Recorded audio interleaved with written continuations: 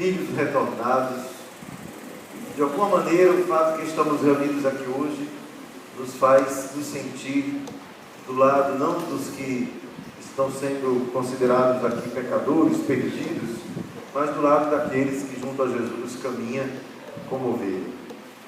Tenho certeza que a maioria de nós, ou todos de nós, em algum momento da vida talvez até tenha se sentido assim, meio perdido, e depois encontrou das palavras de Jesus uma direção, um destino, uma razão para viver, uma alegria para colocar a sua vida, quem sabe, em uma direção que antes não era possível conhecer. É possível que a gente tenha passado por essa situação algum dia na vida e hoje já não se sinta mais assim, especialmente se considerarmos que todos nós que estamos agora ouvindo esta palavra, estamos ouvindo porque viemos escutar o Evangelho, louvar a Deus, tivemos a iniciativa própria de fazer isso, e a gente poderia pensar que as ovelhas perdidas, aquilo que a quem Jesus se dirige, seriam todos os demais que não buscam a Deus de alguma maneira. Até certo ponto, a gente pode dizer, essa é a palavra que o Evangelho nos dirige hoje. Mas a gente também poderia se perguntar, mas por que um Evangelho como esse poderia ser dirigido a nós que já fomos encontrados? Porque afinal, aqueles a quem Jesus poderia estar se dirigindo não estão aqui para escutar. Como poderíamos compreender que este Evangelho pode ser útil a eles, se eles não o escutarão? Primeira carta, a carta de São Paulo a São Timóteo, que nós lemos na segunda leitura, São Paulo diz assim: agradeço àquele que me deu força, Cristo Jesus, nosso Senhor, pela confiança que teve em mim ao designar-me para o seu serviço. A mim que antes blasfemava, perseguia e insultava, mas encontrei misericórdia porque agia com a ignorância de quem não tem fé. Agia com a ignorância de quem não tem fé. Paulo reconhece então que foi a ignorância de Cristo, não ignorar Cristo, foi para ele a razão para que ele tivesse agido daquela maneira. Ele ignorava Cristo, por isso agia de uma maneira tal que era contraditório com o serviço que naquele momento que ele escreve, ele exerce. Paulo, que antes blasfemava, insultava, agora é aquele que está a serviço de Deus, a serviço de Jesus, do Evangelho, e agradece a Deus por ter dado a ele essa confiança de designá-lo para o serviço daquele que antes ele perseguia. Ora, se a gente tivesse que transportar, portanto, para a nossa experiência, a nossa vida, a gente teria que dizer que são tantos que não estão aqui, que por ignorar Cristo, também caminham de uma maneira alheia à sua presença, alheia ao fato mesmo de que a fé poderia transformar a sua vida, e de que nós todos que fizemos a experiência de ter a vida transformada pela fé, poderíamos dizer, agradeço a Deus também como Paulo, por Deus ter tido misericórdia conosco, e ter nos considerado dignos de estar aqui hoje, escutando o Evangelho, partilhando da sua vida, comungando da Eucaristia, e a gente dizer, todos nós poderíamos dizer que isso é, portanto, não mérito nosso, mas foi Deus que nos resgatou, nos deu o dom da fé, e por sua misericórdia nos transformou de alguém que ignorava Cristo para alguém que, ao buscá-lo, encontrou na fé uma razão para a sua vida. Até aqui também estaremos todos muito bem. Ainda faltaria a gente compreender, bom, e daí? E os demais que não estão aqui? O que eles são então? Ovelhas perdidas, todos? E como as ovelhas perdidas vão voltar a escutar a voz do seu pastor e segui-lo? De que maneira essas ovelhas vão um dia escutar esta voz? Se as ovelhas encontradas não avisarem as perdidas de que elas têm um pastor, se as ovelhas encontradas, que somos nós, não nos colocarmos a serviço deste pastor e irmos ao encontro das que estão ignorando Cristo, como vai acontecer? É preciso que, de alguma maneira, todos nós nos sintamos, portanto, de fato, ovelhas encontradas. Não, eu fui encontrado por Cristo, eu tenho uma experiência do amor de Deus em mim, eu reencontrei a minha confiança de Deus, eu tenho dentro de mim esse desejo de que a força de Deus que um dia me encontrou, me leve também a transbordar dentro do meu coração este amor que eu experimento dentro. Ora, se eu sou ovelha encontrada, eu tenho que ser capaz de apontar o pastor. Não tem como. Ou eu não sou uma ovelha que já se encontrou com o seu pastor, e assim posso fazer falar dele, ou não sou capaz de falar dele. E se não sou capaz de falar dele, então é sinal de que ainda não fui encontrado. É preciso que a gente tome cuidado de não se considerar já ovelha encontrada por Jesus, portanto libertada dos seus pecados, da morte, e ao mesmo tempo ignorar o pastor, porque a ovelha, que é do rebanho do pastor, conhece a voz do pastor e o segue, e o pastor conhece a sua ovelha e a chama pelo nome.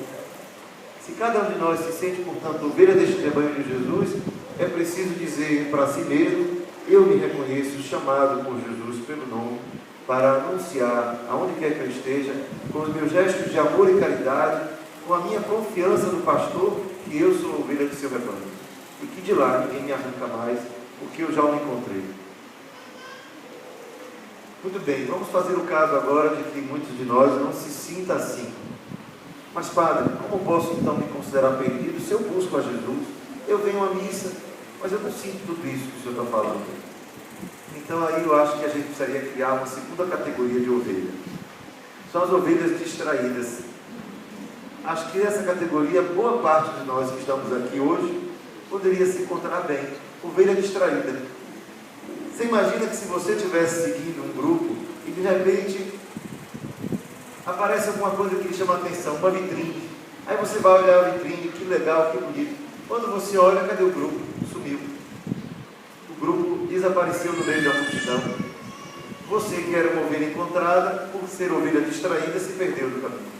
Até reencontrar de novo, vai ter que fazer um bom caminho, um bom pedaço, porque quem estava com um olhar fixo no pastor, caminhou em direção a ele. Quem se distraiu com as coisas, com as alegrias, com as luzes do caminho, vão aos poucos retardando o passo e experimentando menos a sua voz, desfrutando cada vez com mais dificuldade, porque a distância da ovelha para o pastor vai fazendo com que o coração comece até a duvidar que ele esteja falando alguma coisa, que talvez sejam as vozes do coração que já estão ali misturadas com outras que nos dificultam o caminho. Ovelhas distraídas, nós todos somos. E a gente pode se perguntar: o que é que me distrai da voz de Deus em mim? Quais são as coisas que me fazem não ouvir a voz do pastor dentro do meu coração? O que é que eu experimento no meu dia a dia que me faz não ter o olhar fixo em Deus, em Jesus?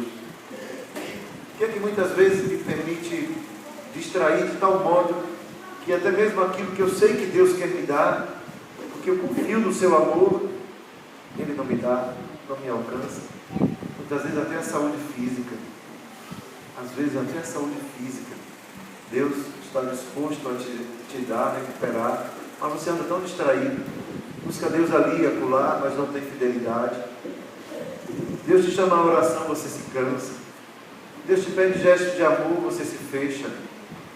Deus te pede simplesmente um gesto humilde de entregar-se em suas mãos, e você é orgulhoso e autossuficiente demais para confiar que Deus possa tudo. Mas a gente continua ouvindo o Evangelho. Vem à missa, reza, tem gente que até promessa faz e não alcança nada de Deus. Nem sequer, quem sabe, um conforto espiritual para um momento de consolo. Parece que do outro lado da linha não tem ninguém. E aí, aos poucos, a fé do pastor vai diminuindo. A gente vai ficando meio morno. Tão morno que a gente já não mais se incomoda com as coisas que ele diz. Porque ele já não nos fala ao pé do ouvido. Fala como quem distante solta uma voz, quem sabe.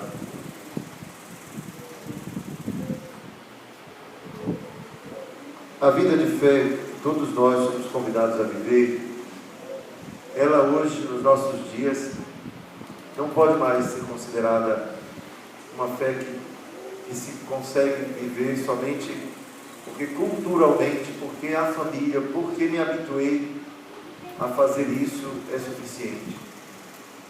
Não é suficiente somente concordar com Jesus. Concordar com o Evangelho não é suficiente para ser seu filho, para ser seu seguidor, seu discípulo. Concordar com o que Jesus disse e fez não basta. Hoje não basta. Quando nós percebemos quantas são as circunstâncias que ao longo da nossa vida vão nos afastando do chamado de Jesus para nós, diminuindo o nosso tempo, diminuindo o nosso interesse em ouvir a palavra, diminuindo em nós a alegria por nos encontrar com irmãos, aumentando em nós a preguiça e o cansaço, aumentando em nós, quem sabe, o desafio de poder lutar contra si mesmo, as suas tendências naturais, para descobrir que existe uma outra tendência que vem do Espírito, mas que não é natural, que implica uma luta, uma batalha, uma guerra cotidiana. Cotidianamente, travamos uma batalha dentro da gente. Só quem vive distraído da guerra perde as batalhas todos os dias.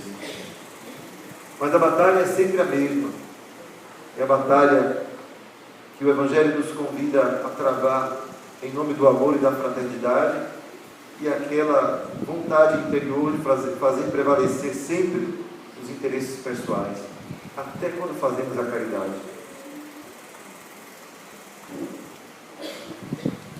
É algo que nos entristece, nos abate de verdade, nos faz nos sentir sempre muito pequenos, muito pobres mesmo. Porque mesmo quando pensamos estar fazendo bem, esprememos e descobrimos no fundo, às vezes, uma intenção ambígua, uma generosidade que faz a gente querer apenas dormir mais em paz, uma generosidade que nos faz apenas querer consolar mais o nosso coração do sentimento de culpa. Mas não é uma generosidade que nos faz querer ser como Jesus, ofertar tudo, não receber nada em troca, não exigir nem ter pretensões nem da parte de Deus, nem da parte daqueles que se beneficiam do nosso amor, porque no fundo o que fazemos é somente seguir o nosso desejo, amar a Deus. Quando conseguimos fazer o bem desta forma, estamos nos purificando de tal modo dessas raízes que estão ali dentro de nós, nos chamando a sempre buscar a nós mesmos, que a gente nem faz ideia do quanto isso nos liberta. O quanto Deus nos liberta por causa dos gestos de amor que vamos conseguindo cumprir, porque vencemos as batalhas que nos levam, as batalhas que nos levam sempre a confrontar o nosso desejo com o Evangelho. A nossa atração por fazer somente o que nos convém, com a atração para fazer aquilo que somos chamados a fazer. O que Jesus nos chama a viver não é deste mundo, não é. Eu, cada vez que me deixo levar pela natureza, percebo que não é deste mundo aquilo que Jesus nos pede. Não tem como. Não tem como ler o Evangelho e acreditar que isso vai naturalmente brotar dentro da gente. Eu desafio qualquer um a querer fazer o que Jesus nos ensinou, acreditando que isso vai brotar naturalmente, sem a batalha da oração, sem a batalha da consciência em perceber, é isso mesmo ou não é?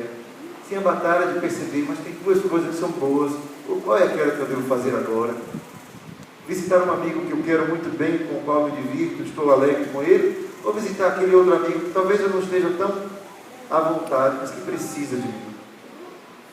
Só para dar um exemplo de uma coisa simples, e a gente vê o quanto é uma batalha decidir por aquele amigo que a gente não ama tanto, mas precisa mais de mim. Uma coisa simples como essa mostra o quanto dentro da gente as forças que lutam são maiores do que nós. Quando um casal, um amigo, uma família luta para manter-se fiel a Jesus, não é manter-se reto como quem anda numa linha de trem achando que não vai pecar nunca, mas é a batalha interior de decidir cada dia, custe o que custar, faça o sacrifício que fizermos, que tivermos que fazer para fazer com que a palavra de Deus, que é maior do que nós, prevaleça em nosso coração.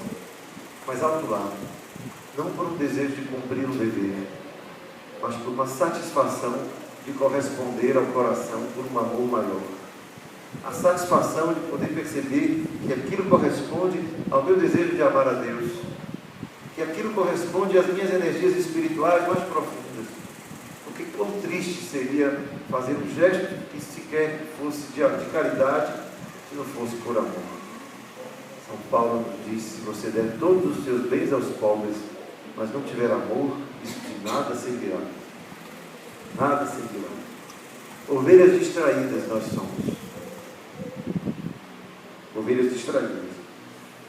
Queremos pedir a Deus, então, nesta noite, que abra o nosso olhar para que a gente, assim como São Paulo, muitas vezes, sem sentir, sem perceber, negamos a Deus,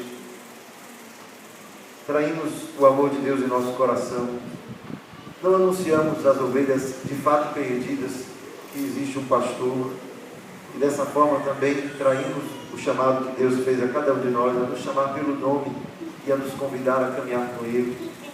Somos ovelhas distraídas quando não conseguimos amar de verdade e amamos somente pela metade, quem sabe perdendo batalhas todos os dias contra aquilo que dentro de nós é força de pecado, que nos leva a buscar somente realizar os nossos próprios desejos. Renunciamos a tudo aquilo que possa parecer sacrifício, porque parece indigno, quando na verdade Deus nos pede sim sacrifícios, mas só por amor, não por dever. E que Deus possa nos conceder uma graça especial de, ao rezarmos hoje nesta liturgia, através deste Evangelho das ovelhas perdidas, do Filho que volta, cada um possa humildemente dizer: Senhor, eu sou esta ovelha perdida, eu sou este filho que tantas vezes esbanja os teus bens, não levando em conta que tudo é teu, que eu preciso todos os dias renovar em mim a tua presença. Quero sim, Senhor, estar mais atento à tua vontade, ao meu coração, que não é a vontade que me impõe coisa alguma, mas é a vontade que me liberta, que me ensina a amar.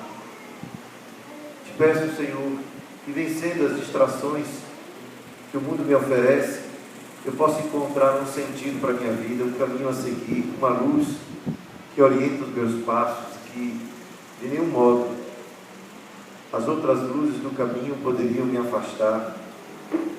Que a ignorância de Ti possa ser superada por um caminhar na fé cotidiana, que busca no próximo a razão de confiar em Ti, a força que me leva a colocar diante de Ti a minha própria vida, sabendo que eu não me pertenço, sou Teu.